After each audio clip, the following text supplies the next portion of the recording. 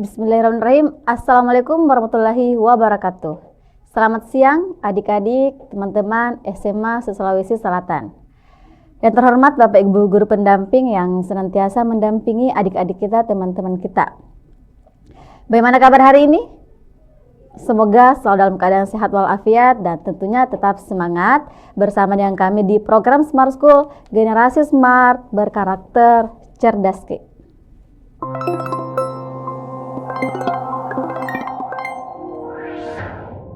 Baik, kembali lagi bersama dengan saya Istiqomah Abdi, atau teman-teman bisa sapa Kak Istik.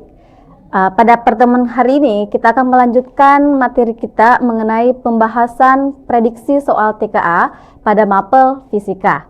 Nah, teman-teman, yang sebelumnya kita sudah membahas beberapa soal dan hari ini kita masih akan melanjutkan pembahasan soal TKA mapel fisika pada jenis soal yang lain. Nah, tentunya kita akan belajar bagaimana sih mengerjakan soal-soal TKA fisika yang santai tapi bermakna. Nah, teman-teman sudah pastinya penasaran kan seperti apa sih selanjutan dari soal-soal yang kita bahas hari ini. Mari kita mulai.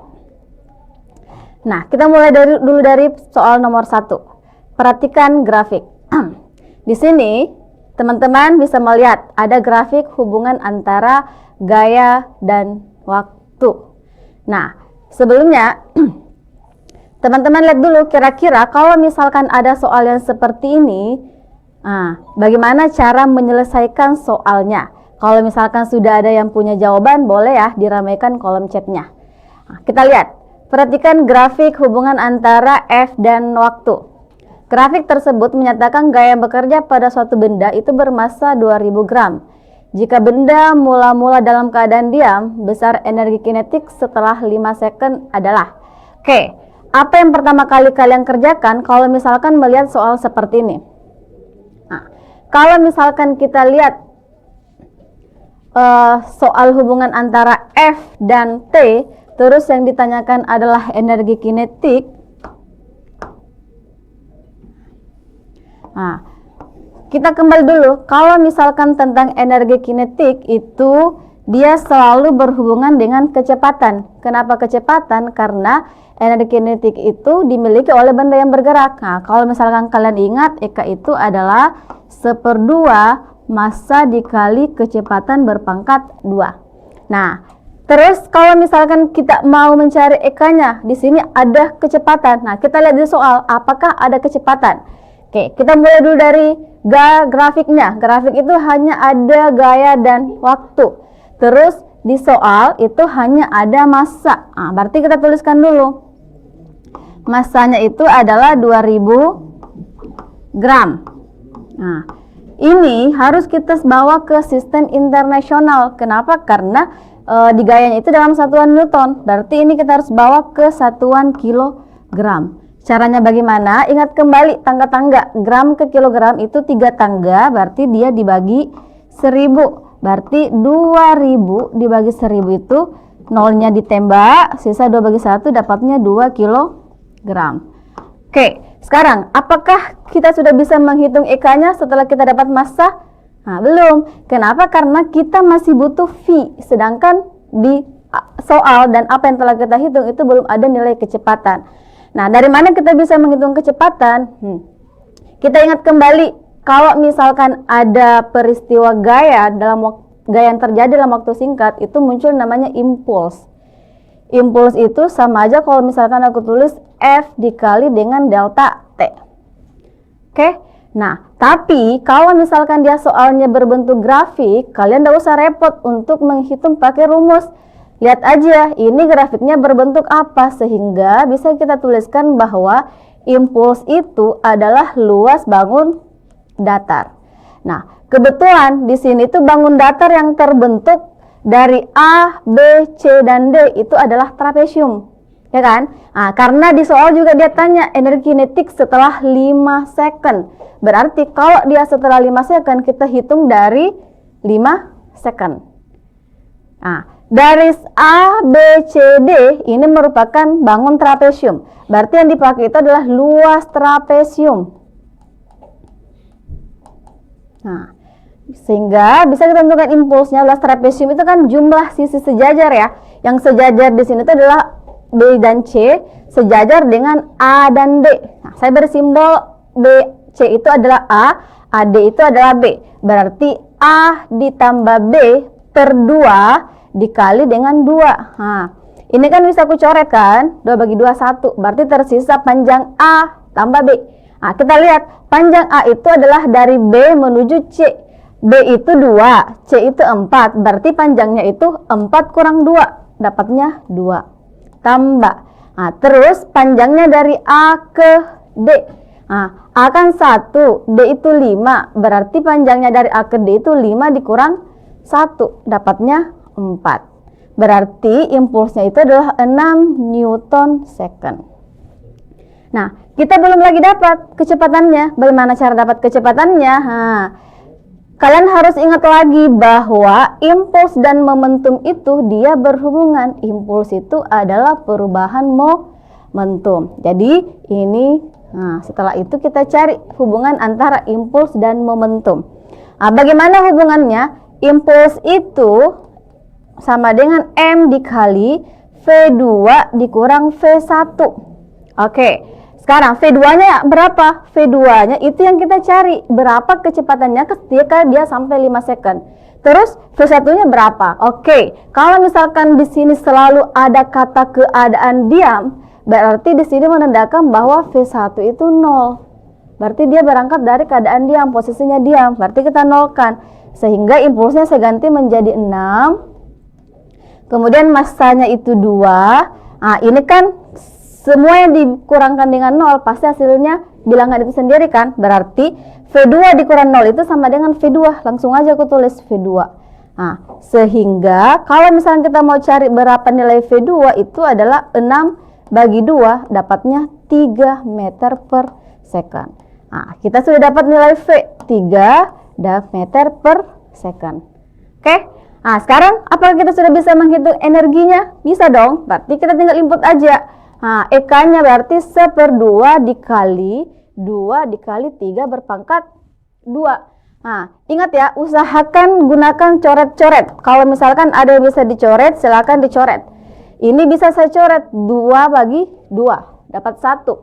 Nah, 3/2 itu sama dengan 9. Maka jawaban yang tepat adalah 9 joule. Sehingga jawabannya adalah alfa. Bisa? Ada yang jawabannya sama? Oke. Kalau begitu sekarang kita lanjut ke soal berikutnya.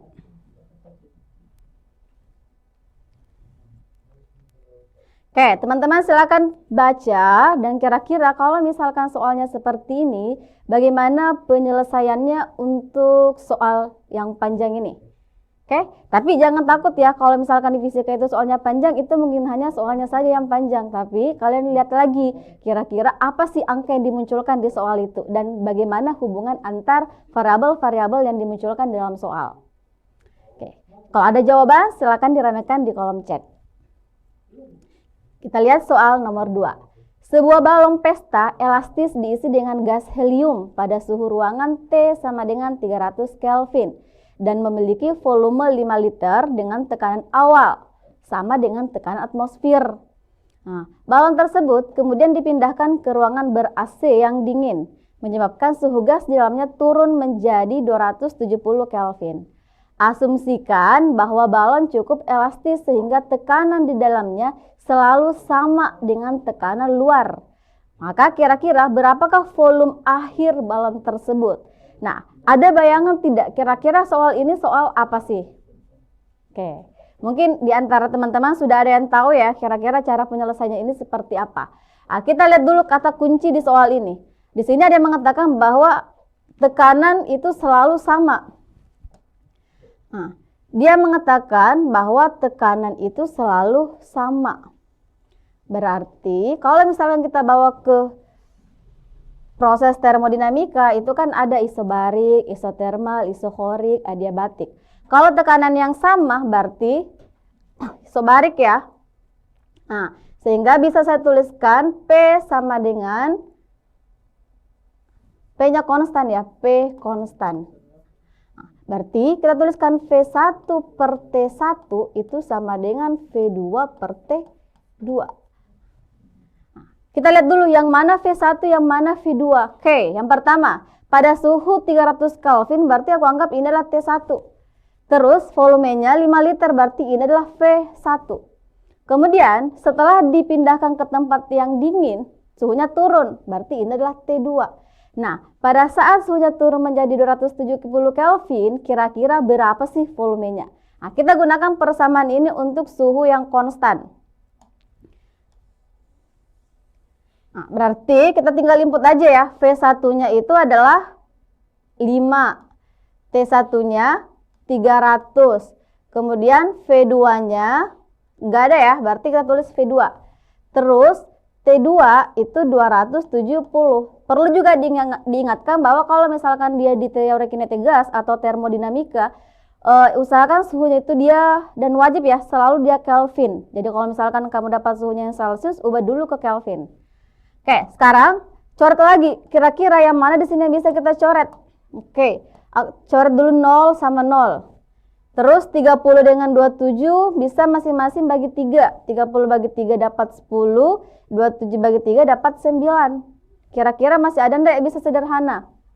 Nah, kita sederhanakan lagi antara atas dan bawah, 5 dan 10. Ini kan bisa coret ya. Masing-masing bagi 5, dapat 1, dapat 2. Oke, berarti kalau sudah dicoret-coret itu kita tinggal kali silang lagi. Perkalian silang, ini kali ini juga kali ini. Berarti 5 kali, ini sisa 1. Di sini sisa 9, berarti 1 kali 9, 9 sama dengan. Di sini sisa 2. Kemudian ada V2, berarti V2 dikali 2. Maka V2 itu adalah 9 dibagi 2 sama dengan 4,5 liter. Jadi artinya dia 4,5 dari awalnya. Nah, maka jawaban yang tepat adalah alfa. Ada yang jawabannya sama? Oke. Saya kira ini gampang ya, tinggal kamu lihat saja apa yang konstan pada setiap prosesnya. Kalau begitu sekarang kita lanjut ke nomor selanjutnya. Oke. Kita lihat soal yang agak panjang ini ya. Di sebuah laboratorium, Tika menuang gliserin ke dalam 2 wadah yang identik. Masing-masing bervolume 500 ml pada suhu 20 derajat Celcius. Wadah pertama terbuat dari kaca Pyrex dengan koefisien muai panjang alfa Pyrex itu 3,2 kali 10 pangkat 6 per derajat Celcius. Wadah kedua, kaca biasa, koefisien muai panjangnya 9 kali 10 pangkat 6 per derajat Celcius. Sedangkan koefisien muai volume gliserinnya adalah 5 kali 10 pangkat min 4.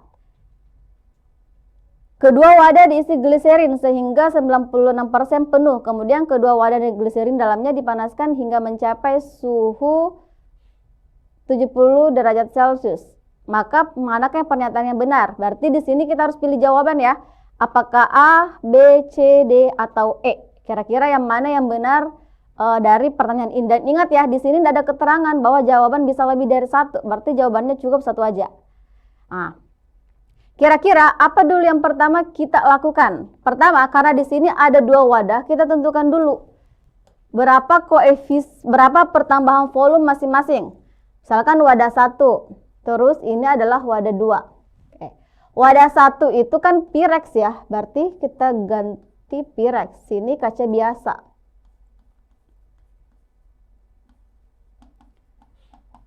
Volumenya sama, masing-masing itu dia memiliki volume sebesar, anggaplah V-nya ya, V sama dengan V0-nya 500 ml.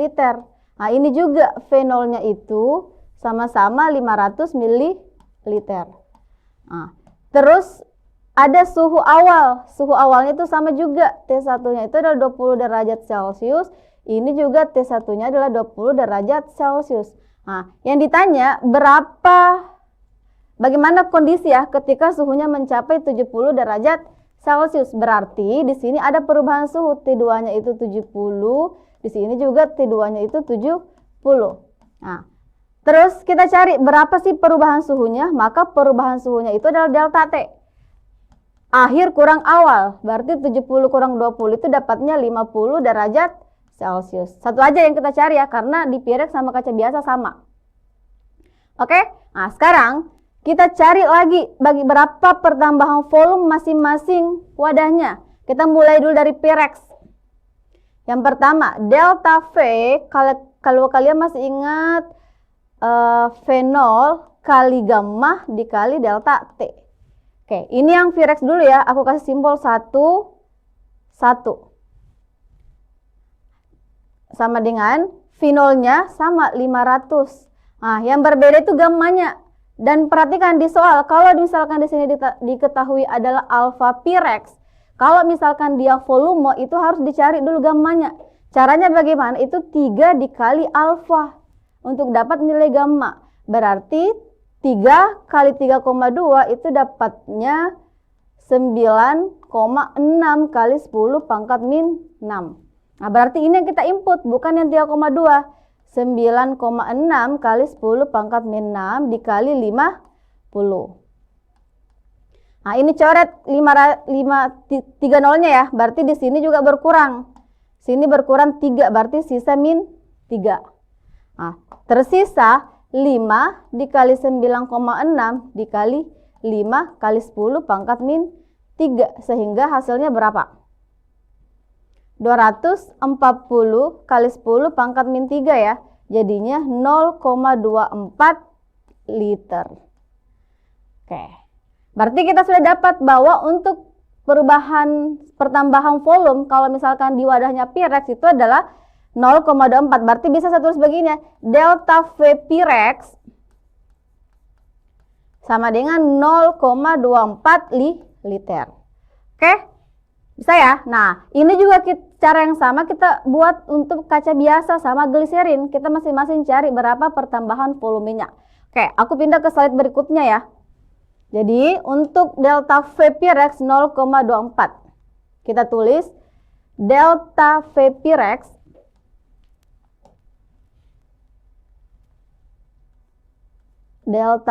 Pirex 0,24 liter. Nah, sekarang kita cari lagi yang kaca biasa. Berarti delta V kaca biasa sama dengan V0 kali gamma dikali delta T juga. Sama caranya, cuman di sini yang membedakan itu gammanya.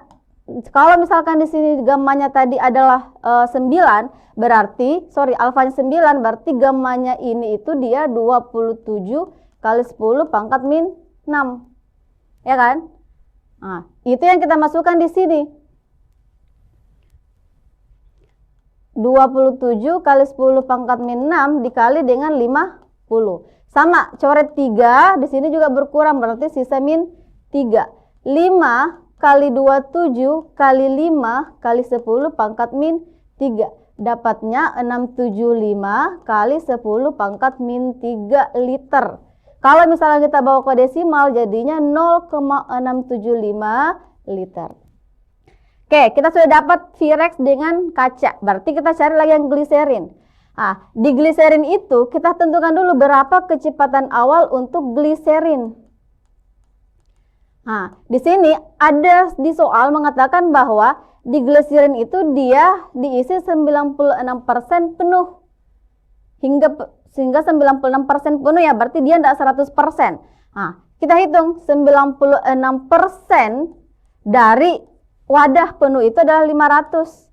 Nah, ini coret-coret, berarti tersisa 96 dikali 5. Dapatnya 480 liter. Oke, kalau misalnya kita sudah dapat berapa volume awal, berarti bisa juga tentukan berapa delta V untuk gliserin. Nah, sama caranya fenol 480 dikali. Nah, tadi di sini sudah ditentukan berapa. Ini ya, dia sudah menentukan bahwa koefisien muai volume gliserin itu adalah 5 kali 10 pangkat min 4. Berarti itu sudah gamma, bukan lagi alfa. Karena dia sudah bilang koefisien muai volume, bukan lagi koefisien muai panjang. Nah, berarti langsung aja ya, 5 kali 10 pangkat min 4. 5 kali 10 pangkat min 4 dikali 50. Suhunya sama. Coret ini 2, berarti di sini berkurang 2. Berarti tersisa 48 kali 5 kali 5 kali 10 pangkat min 2. Ini kita bisa dapat itu adalah 12 liter. Nah, sekarang kita sudah dapat tiga-tiganya. Sudah ada volume Pyrex, sudah ada delta V kaca biasa, dan sudah ada delta V untuk gliserin. Nah, kira-kira jawaban yang tepat untuk yang ini kira-kira yang mana? A, B, C, atau D? Ingat ya, kalau misalkan delta V gliserin lebih besar daripada delta V wadah, maka ini pasti dia tumpah. Pasti dia tumpah. Kalau misalkan koefisien muai cairannya lebih besar daripada koefisien muai wadahnya. Nah, ternyata di sana kita lihat kalau misalkan antara wadah dengan gliserin itu kan 12 dengan 0,24 sama 0,675. Berarti lebih besar dari yang gliserin kan, berarti pasti tumpah. Jadi kita eliminasi jawaban yang bilang tidak tumpah, itu kita coret. Kita lihat option A. Tumpah, berarti kita simpan ya. Terus B, gliserin pada kedua wadah tidak tumpah, berarti ini sudah salah. Terus C, tumpah juga. Dan gliserin pada wadah kaca biasa tidak tumpah. Tumpah ya, karena lebih besar gliserin dibanding keduanya.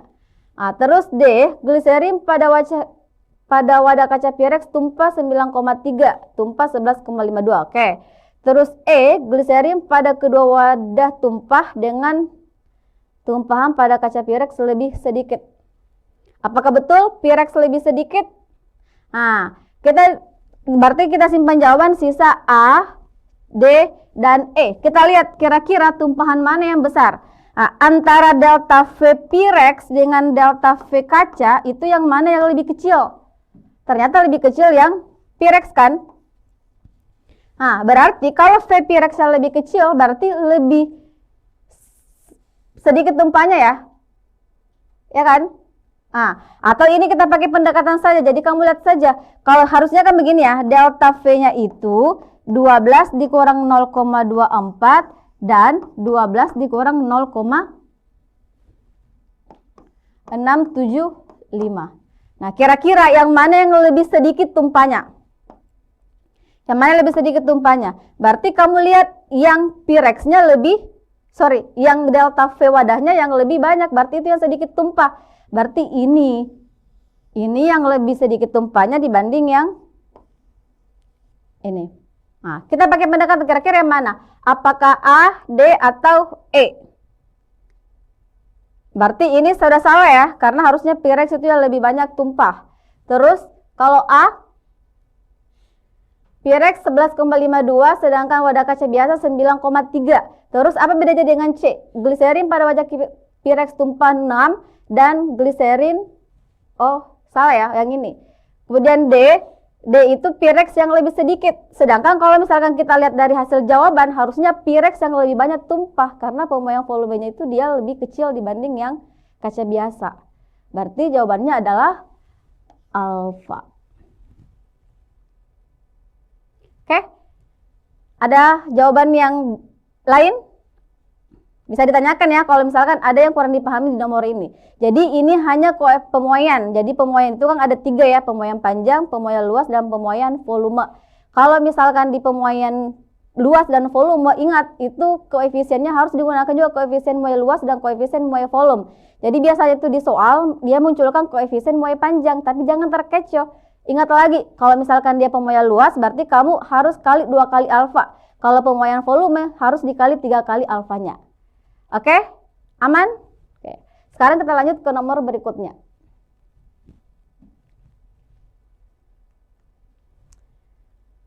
Oke, soal nomor 4. Petugas pemadam kebakaran menembakkan air dengan kelajuan awal 25 meter per second untuk menjangkau jendela lantai 3 sebuah gedung. Selang dipasang pertama pada sudut 30 derajat Celcius, kemudian diubah menjadi 60 derajat Celcius.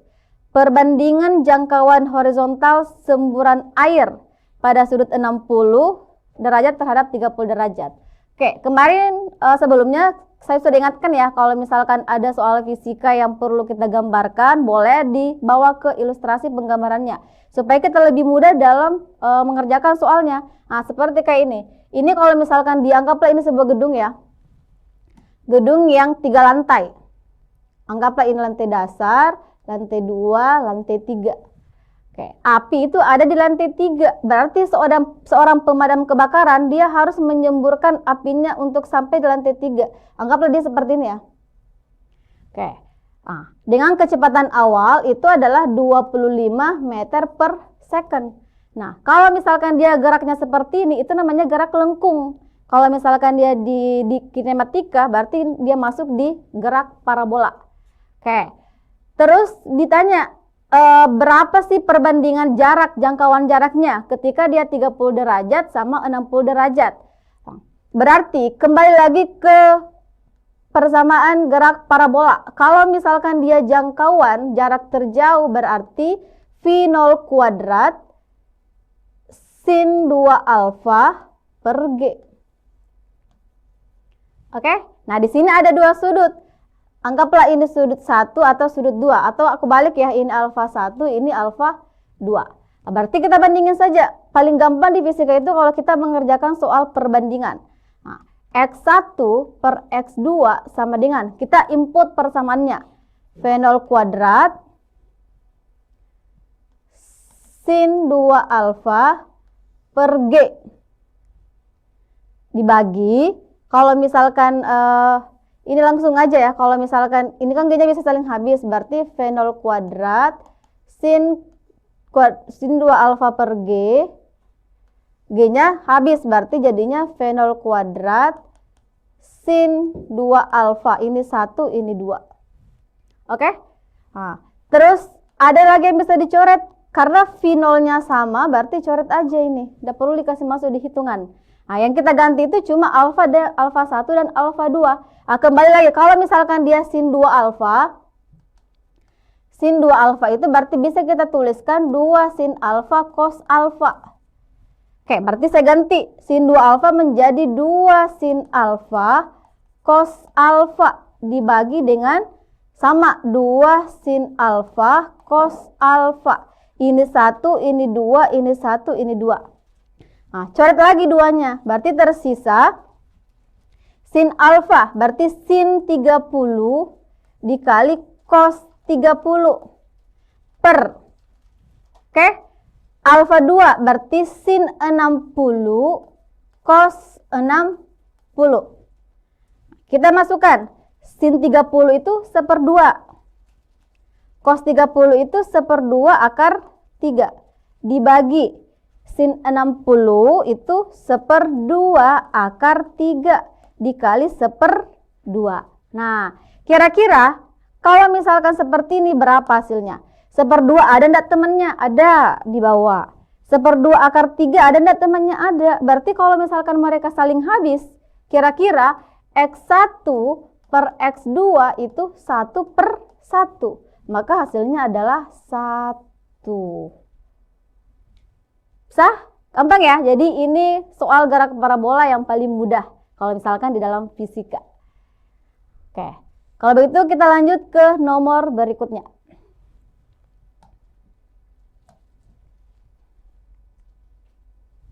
Oke, ini soal grafik lagi, tapi apakah soal grafik ini sama dengan soal grafik yang nomor 1? Kita lihat ya hubungan antar grafiknya. Jadi jangan sampai kalian berpikir bahwa kalau misalkan soal grafik muncul itu secara penyelesaian itu sama semua, beda. Kita harus lihat dulu di sumbu X itu apa dan di sumbu Y itu apa. Apa hubungan antar grafiknya. Oke, kita lihat soal nomor 5. Siklus pada gambar merupakan siklus yang digunakan oleh sebuah mesin di mana terdapat 1 mol gas ideal monoatomik di dalam silinder dengan sistem piston. Proses AB adalah isohorik. Isohorik itu berarti volumenya sama ya. Artinya di mana kalau misalkan tekanannya adalah PA, volumenya itu tetap VA. Dan ketika tekanannya PB, itu volumenya tetap VA. Itu artinya dia isohorik, volumenya yang sama. Proses BC adalah isobarik. Kalau isobarik berarti tekanan yang sama. dan CD merupakan proses adiabatik. Berdasarkan siklus tersebut, pernyataan yang paling tepat tentang total perubahan kalor siklus A, B, dan CD.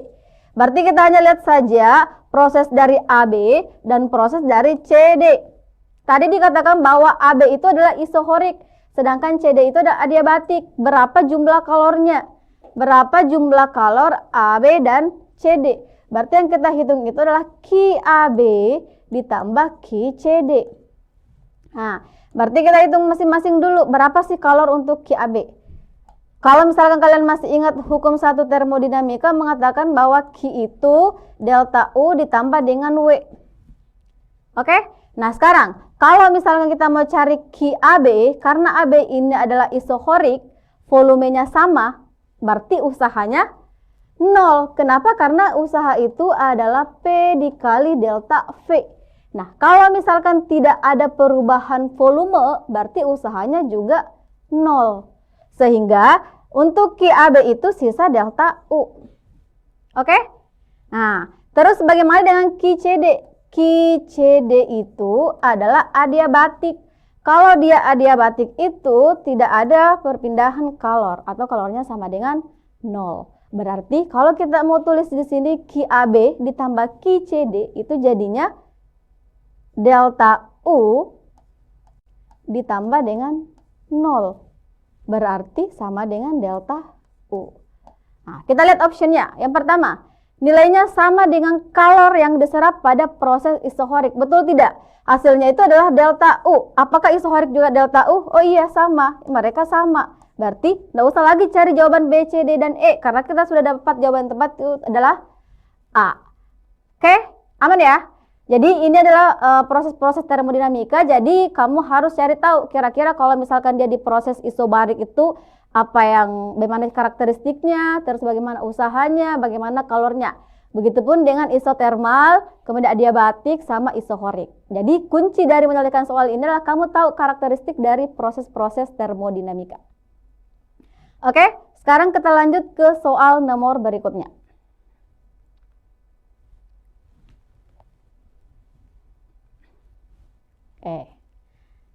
Ini soal yang berbeda jenisnya ya. Kita lihat. Di sini kita disuruh memilih yang manakah pernyataan yang benar atau yang salah. Kalau misalkan berdasarkan pernyataan soal dan di pernyataan saat itu benar, silakan di checklist benar. Kalau misalkan salah, berarti checklist salah. Kita lihat. Sebuah partikel bermuatan Q dan bermassa M dipercepat dari keadaan diam. Lagi-lagi ada kata keadaan diam. Kalau ada keadaan diam berarti ada kecepatan awal yang nilainya 0.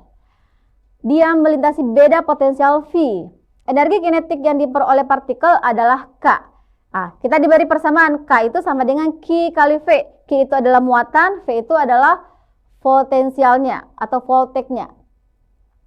Sekarang, asumsikan kita memiliki partikel kedua P2 dengan muatan 3/2Q. Berarti tadi itu asumsinya adalah kita memiliki P1 dan massanya 4M. Partikel ini juga dipercepat dari keadaan diam melintasi beda potensial yang sama V. Sama-sama ya. Kira-kira apakah pernyataan 1, 2, dan 3 yang manakah yang benar dan yang mana yang salah? Kita lihat soal nomor 1. Energi kinetik partikel kedua adalah 1,5 K. Apakah betul? Nah, kita lihat. Kalau misalkan di soal diketahui Q2 itu adalah 3/2Q dan M2 itu adalah 4M. Sedangkan K1 itu adalah K. Nah, kita lihat di sini dia tanya apakah energi kinetik partikel kedua itu 1,5 K. Nah, lihat hubungan antara K dan muatan ya, karena di soal itu yang diketahui muatan. Berarti kita lihat hubungan antara K dan Q-nya. Kenapa volumenya diabaikan? Karena dia sama-sama volumenya. Berarti kita tinggal lihat aja kinetiknya dengan muatannya. Berarti bisa pakai perbandingan lagi. K1 per K2 itu sama dengan Q1 per Q2. K1 kita ganti menjadi K. Terus K2-nya tetap karena itu yang dicari. Q1 tetap Q. Q2 3/2 Ki. Oke, yang sama itu coret aja supaya tidak mengganggu hitungan kita. Ki dengan Ki kita coret ya. Sekarang kali silang lagi. Nah, K dikali 3/2 jadinya 3/2 K. Sama dengan K2 dikali 1 karena sudah dicoret maka menjadi K2. Maka K2-nya itu sama dengan 3/2 K. Atau 1,5. 3/2 itu kan sama dengan 1,5 K ya. Nah, pernyataan 1 betul atau salah? Ternyata betul. Oke? Bisa ya? Nah, sekarang kita lihat pernyataan 2. Perbandingan energi kinetik partikel kedua dan partikel pertama sama dengan perbandingan muatan kedua partikel. Oke, coba kita lihat apakah betul K1 banding K2 itu sama dengan 3/2 atau 1 banding 3/2 ya. Saya hapus.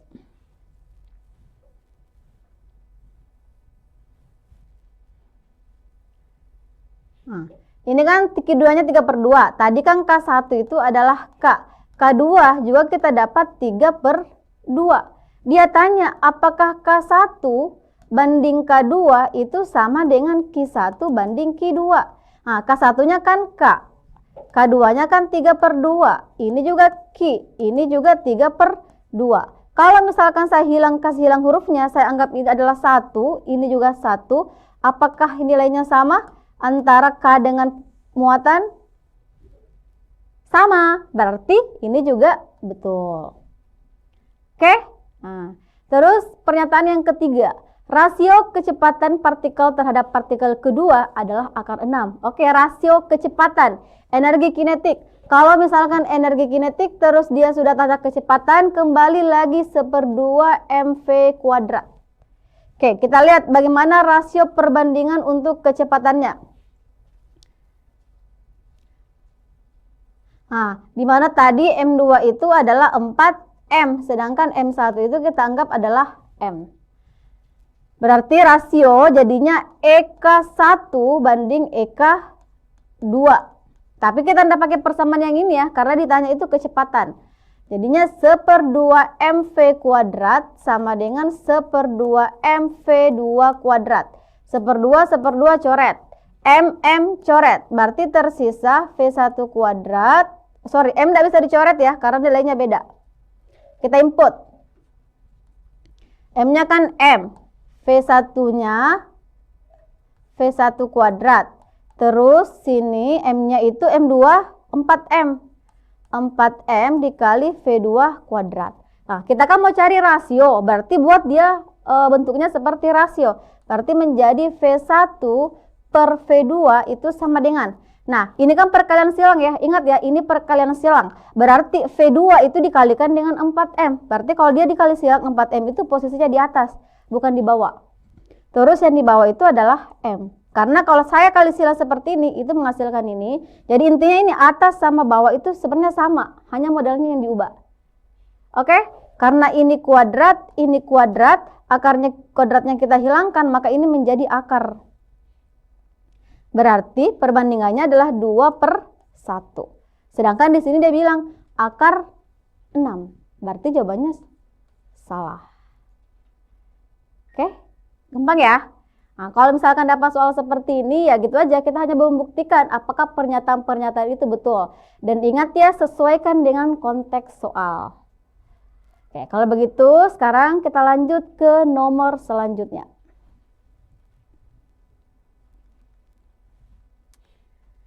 Tiga buah partikel bermuatan diletakkan pada sumbu X dalam suatu sistem. Partikel bermuatan Qi(A) diletakkan pada posisi X sama dengan A. Partikel 2 bermuatan Qb diletakkan pada posisi X sama dengan min 2A. Partikel 3 bermuatan Qc diletakkan pada posisi X sama dengan 0, tidak mengalami gaya listrik. Diketahui bahwa jika partikel ketiga diletakkan di satu titik, gaya listrik total yang dialami adalah 0, maka besar muatan Qb dan jenis muatannya Qb itu kira-kira apa? Oke, ini adalah listrik. Di listrik itu kan ada listrik statis, ada listrik dinamis. Kalau misalkan kamu melihat perbedaan apa listrik statis sama listrik dinamis, listrik statis itu dia lebih ke muatan ya, muatan yang banyak dibahas.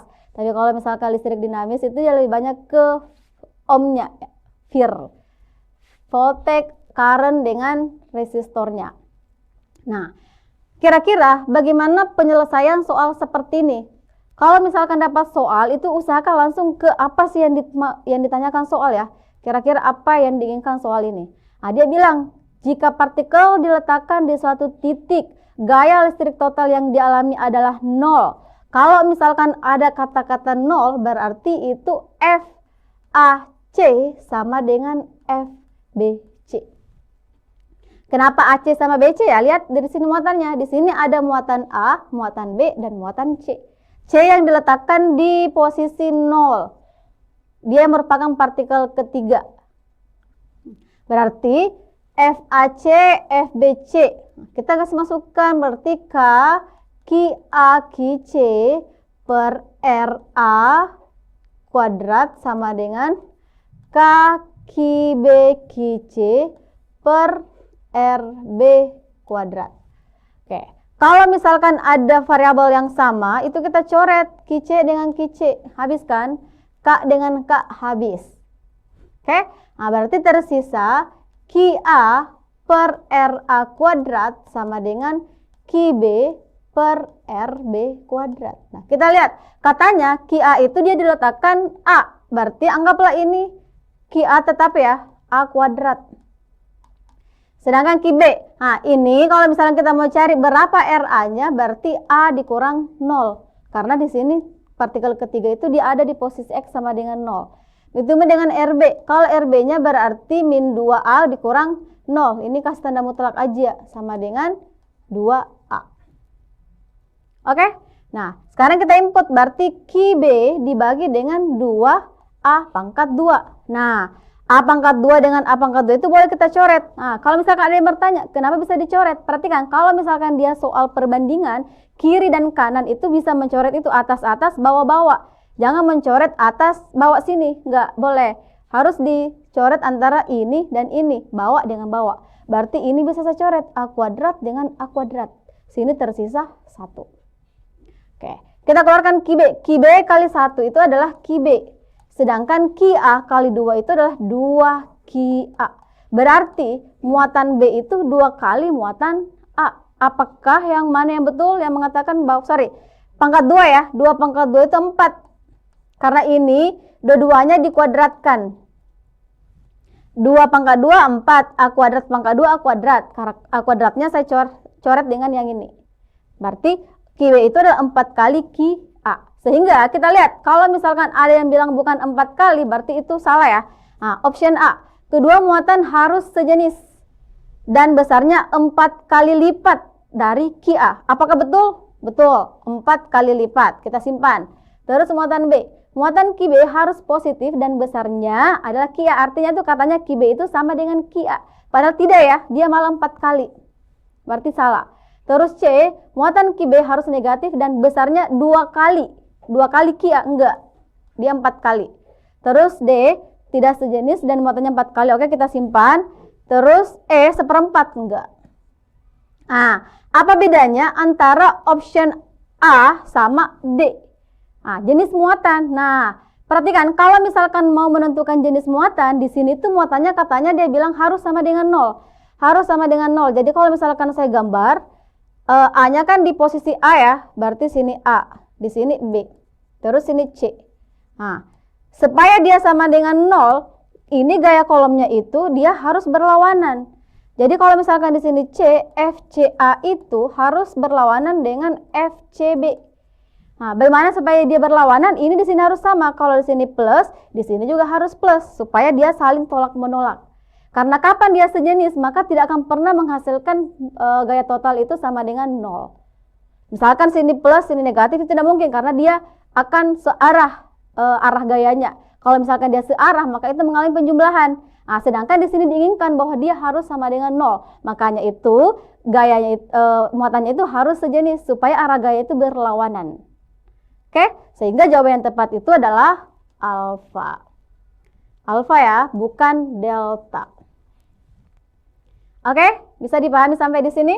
Nah, jadi Hari ini kita belajar tentang kebanyakan soal termodinamika, terus ada listrik, terus ada tadi suhu ya, pemuaian. Nah, saya kira mungkin ini cukup untuk pembahasan kita hari ini. Saya bahas sampai 7 nomor, jadi kalau misalkan ada yang kurang-kurang dipahami atau ada yang ingin tanyakan, boleh teman-teman bertanya di kolom chat atau di mana. Jadi kalau misalkan ingin lebih mudah mengerjakan soal fisika, sekali lagi saya ingatkan silakan jatuh cinta dulu ya, jatuh cinta pada fisikanya. Karena kalau orang jatuh cinta itu pasti kalian akan selalu merasa penasaran seperti apa sih fisika itu dan bagaimana sih cara menyelesaikan soal-soal. Sesulit apapun itu pasti kalian akan selalu mencari. Nah, saya yakin teman-teman yang hadir pada siang hari ini adalah orang-orang yang hebat dan harus yakin sama diri sendiri bahwa apapun yang kita usahakan itu hasil tidak akan pernah mengkhianati usaha, dan jangan lupa juga untuk berdoa. Oke, cukup untuk pertemuan hari ini. Sekian dari saya. Assalamualaikum warahmatullahi wabarakatuh.